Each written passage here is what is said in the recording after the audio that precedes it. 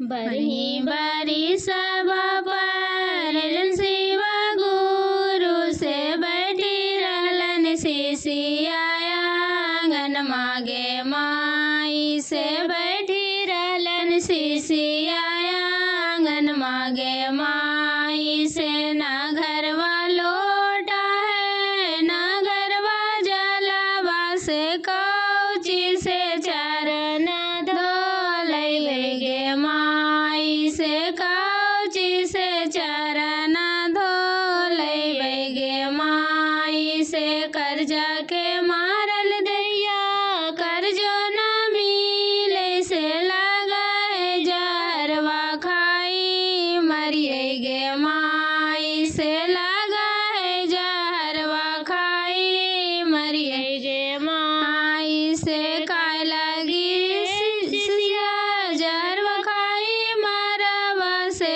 तोहर कर्जा माही पूरे भोगे माई से तोहर कर्जा माही पूरे भोगे माई से ना घरवा आसन है ना घरवा चौकी से कौची पर गुरु के बैठे गे माई से कौची पर गुरु के बैठे गे माई से कर्जा के महान जन से बिकल है देहिया से कोई करजबो न दे गे माई से कोई करजबो न दे गे माई से लगो है जामुन मा डूबी मरिए गे माई से लगो है जामुन मा डूबी मरिए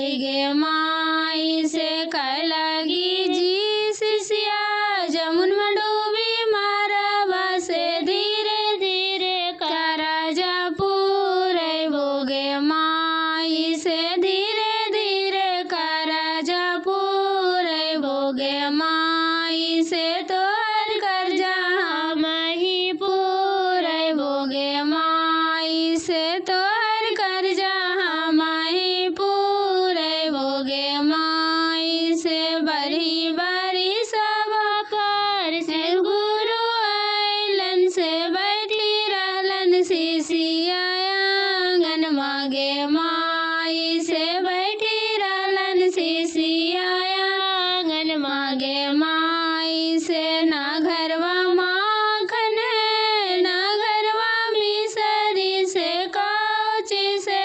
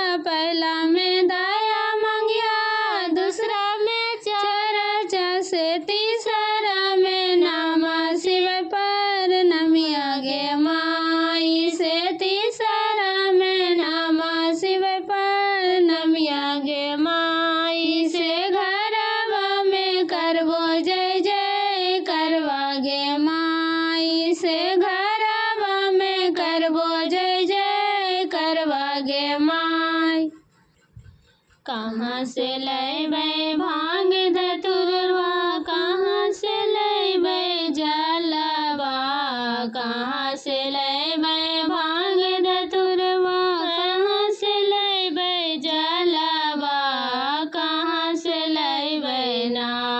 शिवा गुरु के डमरुआ से कहाँ से लैबै ना। शिवा गुरु के डमरुआ कहाँ से लैबै ना।